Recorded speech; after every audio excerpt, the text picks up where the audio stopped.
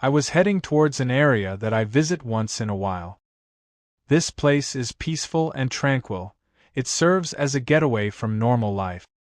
It takes a while to reach it, but it is always worth going.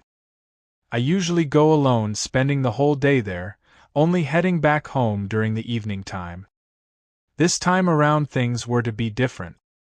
So I had reached the halfway point to the destination without anything unusual occurring. However, I would soon encounter something, or I should say someone, different and unexpected. So keep in mind that I am on foot right now, as the second part of this journey consists of me walking the rest of the way. As I am walking, I notice a young lass sitting on a metal bench. She does not look well, if I am to be honest. She even seems sad. In an all-black outfit consisting of a black sweater, black pants, and black shoes, she is even wearing black hair. It is still midday, but not even the sun shining brightly seems to have an impact on the aura around her.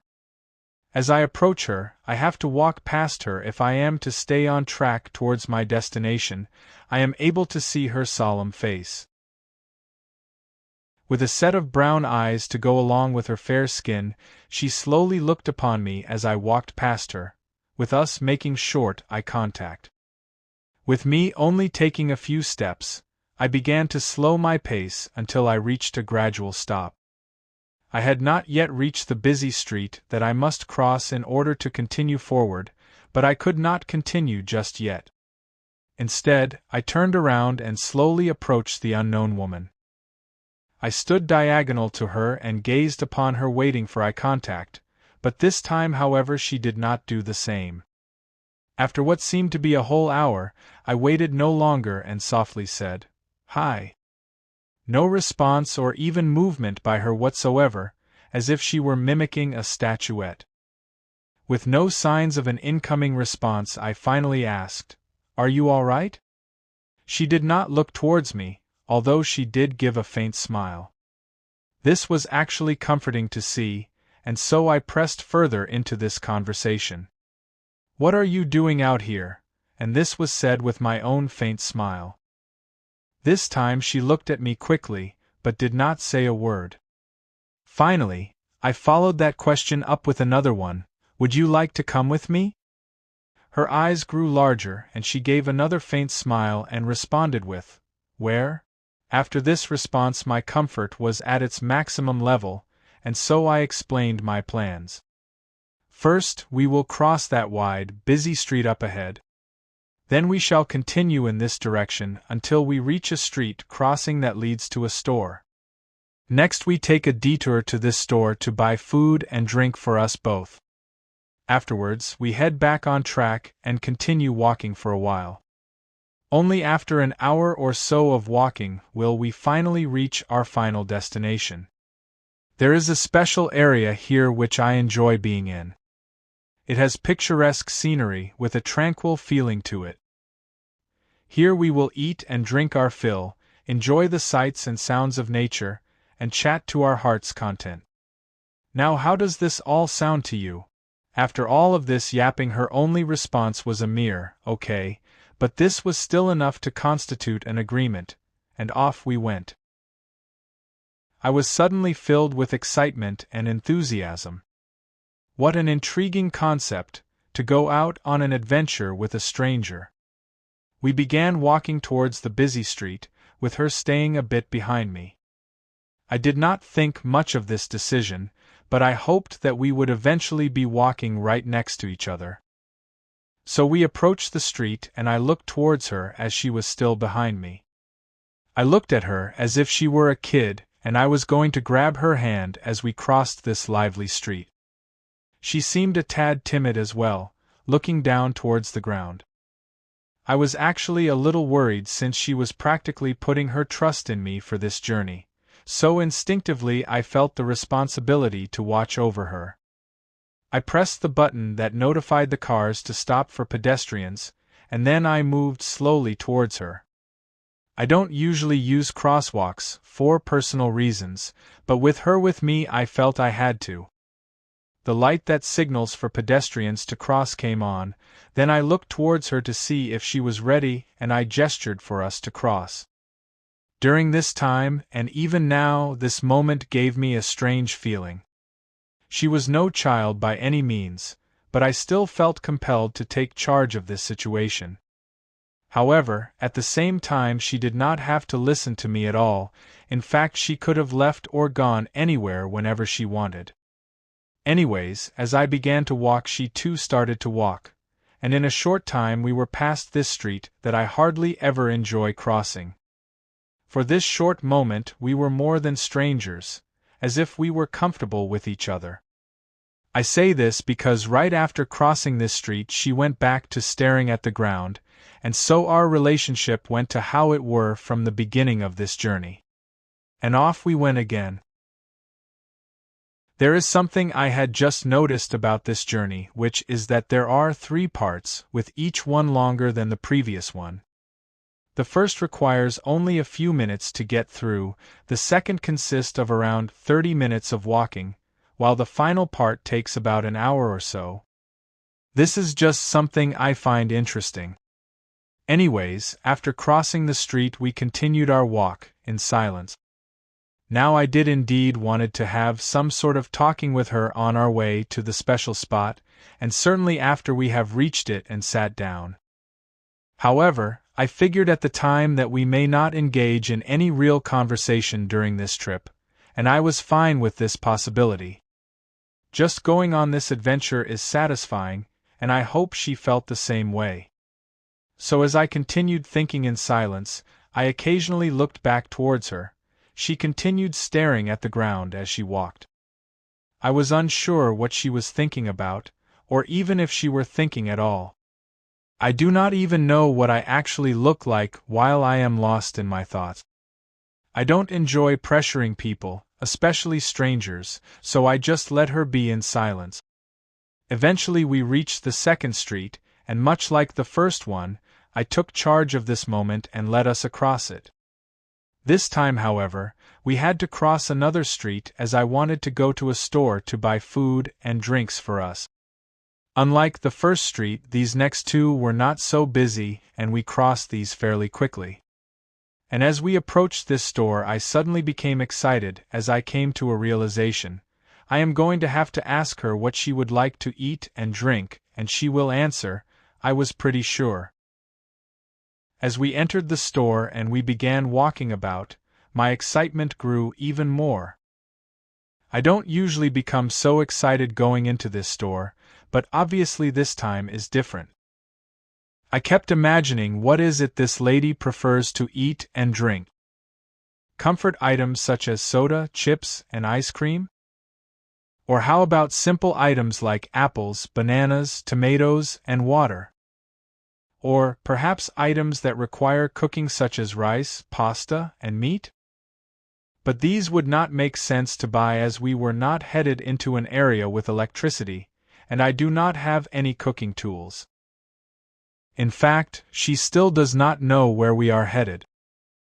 Also, even though I stated to her earlier that I plan to buy things for us, is it possible she has some money on her?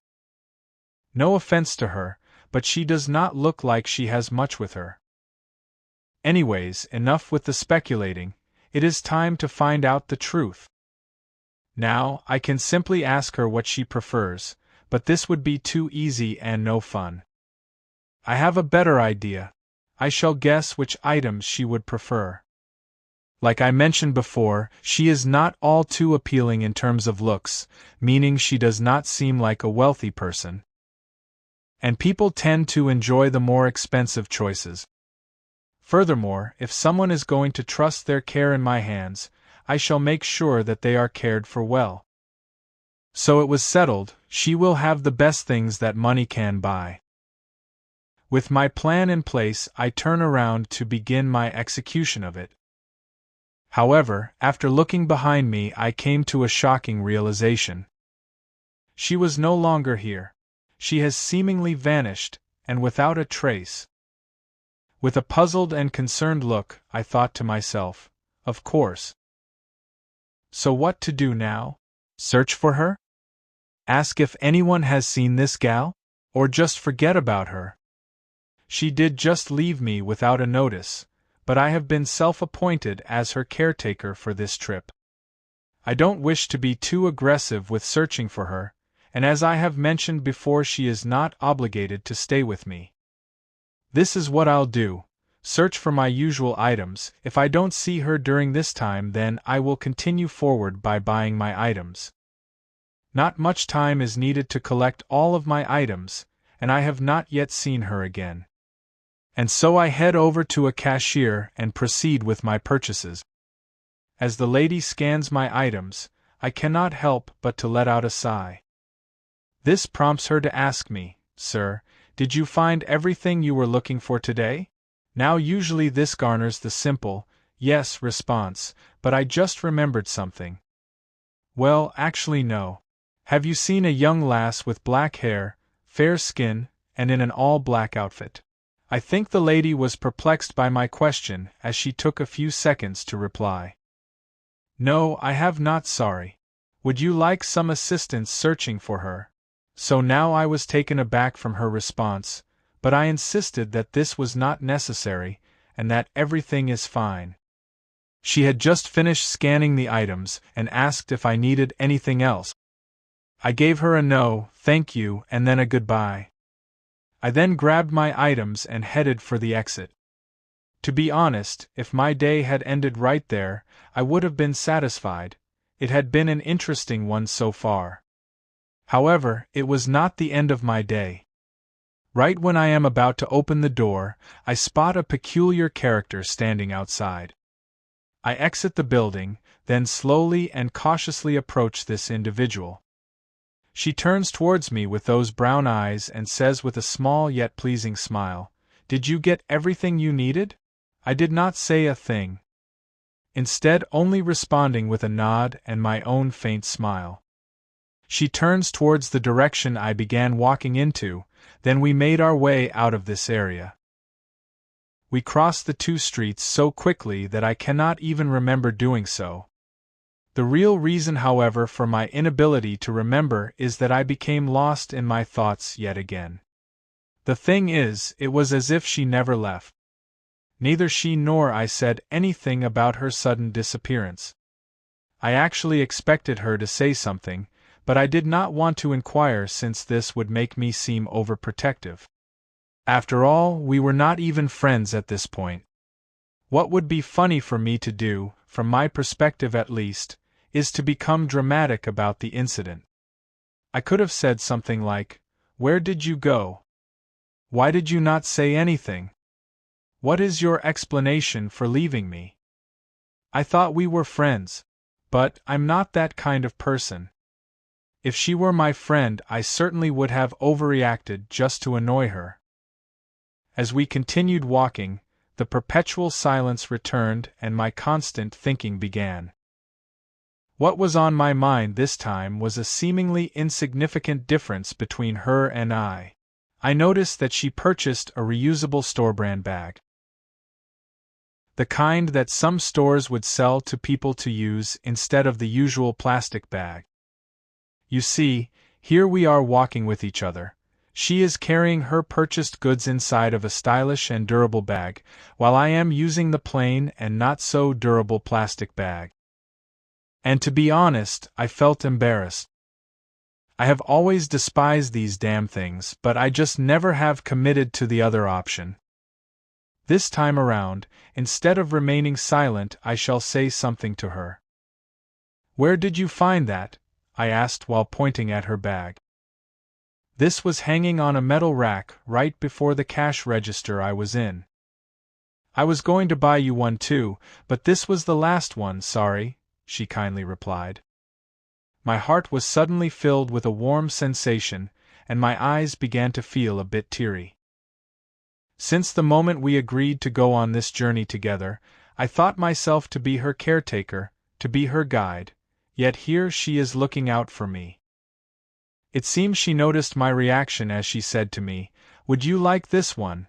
she asked while pointing at her bag. "No, of course not. I thank you though," I replied with a heavy heart and a smile.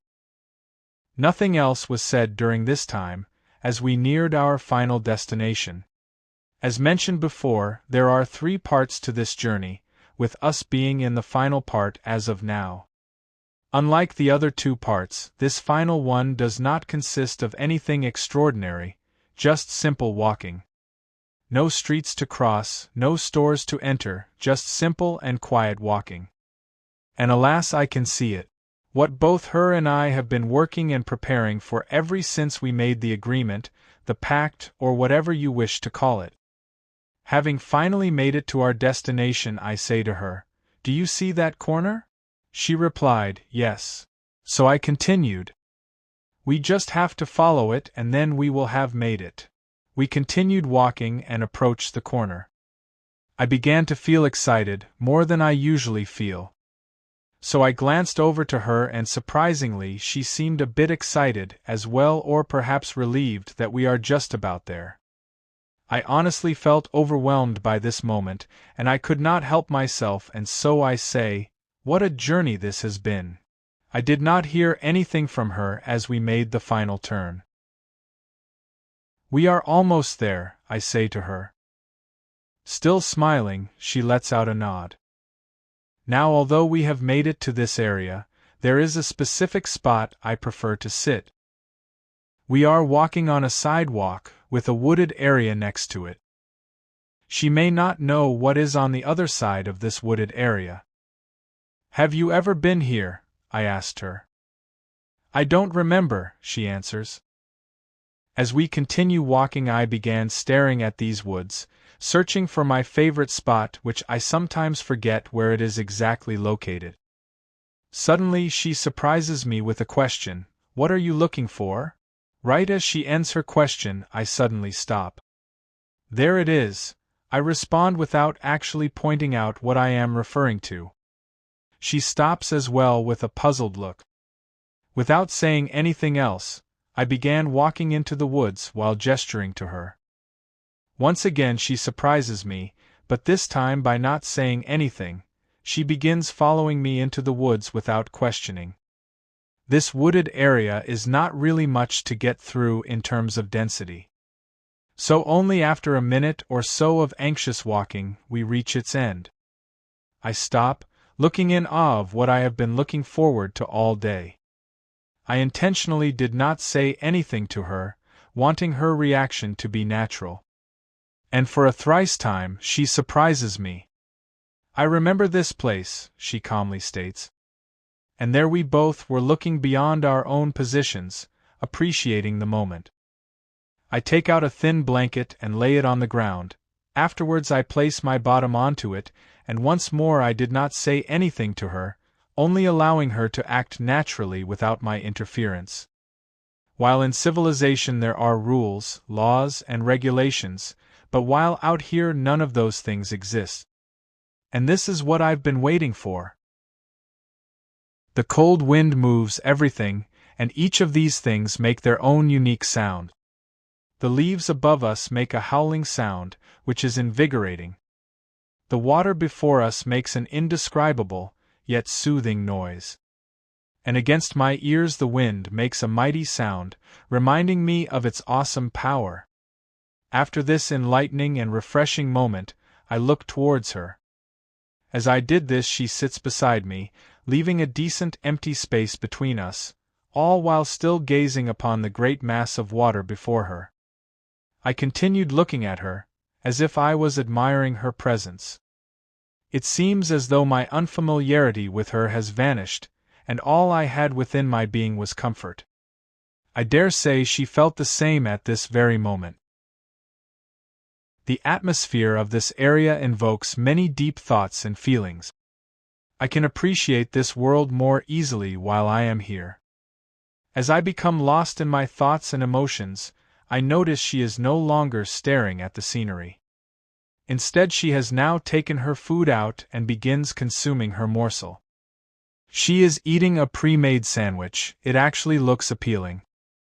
Observing her for a moment causes my own body to yearn for some nourishment, so I began eating my own food.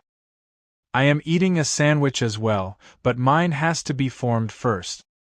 She is drinking some fruit juice from a glass bottle, while I enjoy my bottle of water. We have been here for around 15 minutes so far, yet nothing really has been said.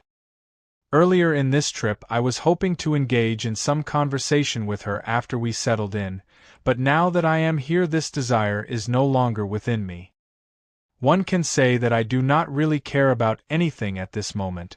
Without worry or concern, I just have this feeling of ease and indifference. This tends to happen while I am here, but I feel less compelled to worry than usual. Meanwhile, a bird with legs as long as the rest of its body arrives from the sky and perches on a branch protruding from the water. I glance at her and she seems to be watching it as well, all while continuing to enjoy her meal. The bird slowly traverses the uneven branch, as it seems to be watching out for something that may be hidden in the water. Suddenly the bird strikes at the water, then raises its bill with a small creature within it, and then quickly swallows its prize. What a wonderful scene this is, I think to myself. We spend the next several hours here, without saying a word. After finishing our meals we just sit in silence, seemingly enjoying this experience without having to express ourselves. Although we were strangers to this area compared to the other things permanently residing here, at this moment we were equal parts to this majestic place. Eventually the sun nears the horizon. As I notice this I realize it is time to leave. Hey, it is about to become dark, so I am going to head back, I say to her, still unsure to refer to us as an actual group. She responds, "Okay, let's go." She packs her trash into one bag as I do the same, and after we get up I fold the blanket and place it into my backpack. We walk towards the sidewalk. After exiting the woods I look back at this beautiful area before we continue our walk. The trip back was quick and quiet, but I did notice a couple of interesting things. While we were walking I was frequently glancing at her, and I noticed that she was wearing a slight smile throughout the walk as she was no longer walking behind me, instead walking beside me. These intriguing things brought pleasure to my heart. Eventually we reach a certain point of this journey, the point of where we first met and the point of where we had to part ways. And so I say to her, "I have to cross the street now." Now wearing a more noticeable smile she says, "Okay." We stop and slightly turn towards each other. "Maybe we will see each other again," I tell her with a heavy, hopeful tone. She responds, "Probably." With a noticeable smile, I turn towards the street and reluctantly leave her. As I cross the street and head towards the bus which is ready to take me home, I turn halfway towards her and there she is, sitting on that metal bench, as if she never left it. On my way back home, I think about this experience. I cause myself to feel a bit concerned about seeing her again. So to give myself some satisfaction or hope, I create one final thought. Whether we will see each other is uncertain, however she will definitely be missed.